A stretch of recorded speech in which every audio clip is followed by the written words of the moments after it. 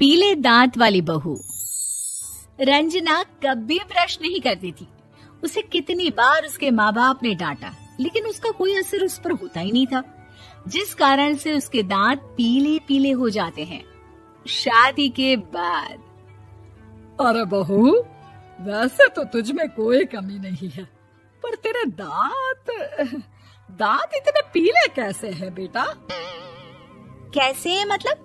कोई सर्जरी थोड़ी ना कराई है। वो तो क्या नाम, मैं ब्रश नहीं करती थी तो पीले हो गए। अब क्या करूं? आप कहें तो लाल करवा लूं या फिर काले? यार ये क्या है, क्यों माँ से लड़ रही हो? लड़ रही हूँ?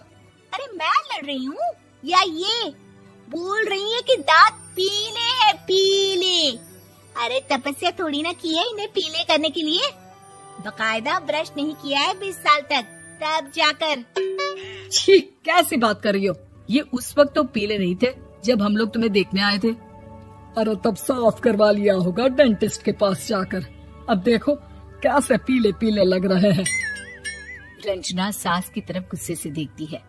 फिर शुरू हो गई पीले पीले पीले।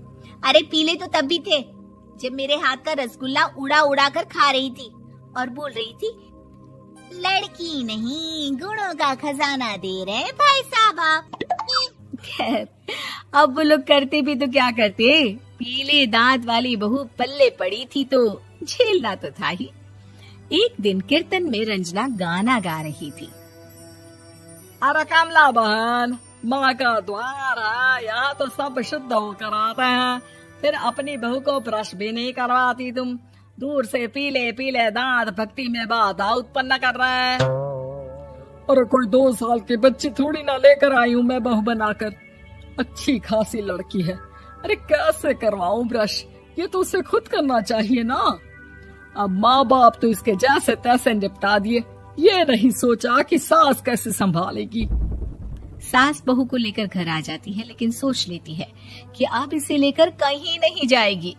अगले रोज बहू कहती है, अरे क्या हो गया, मंदिर नहीं जाना क्या?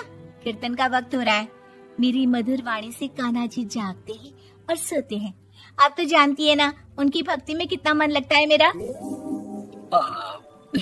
वो क्या है ना, तबीयत ठीक नहीं लग रही है मेरी, आराम करूंगी मैं। तबीयत ठीक नहीं लग रही?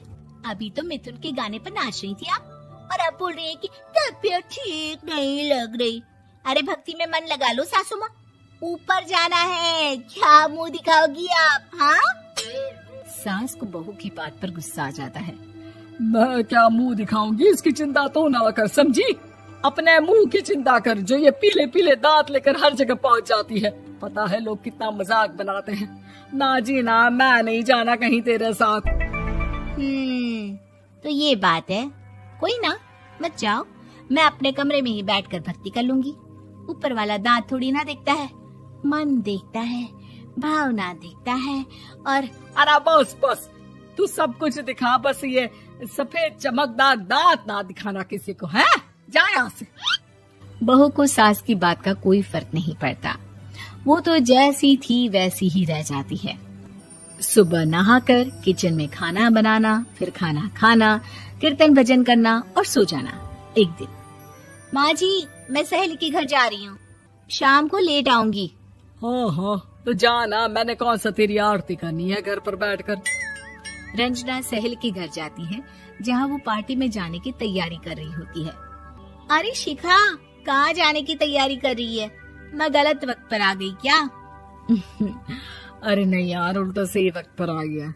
मैंने ये साड़ी और ज्वेलरी निकाली है यार, शाम को इनके ऑफिस की एक पार्टी में जाना है। बताना कैसा लग रहा है ये सब? नहीं यार, इस ड्रेस के साथ तो वो वाली ज्वेलरी अच्छी लगेगी। हाँ हाँ सही बोल रही है, मैंने ध्यान ही नहीं दिया।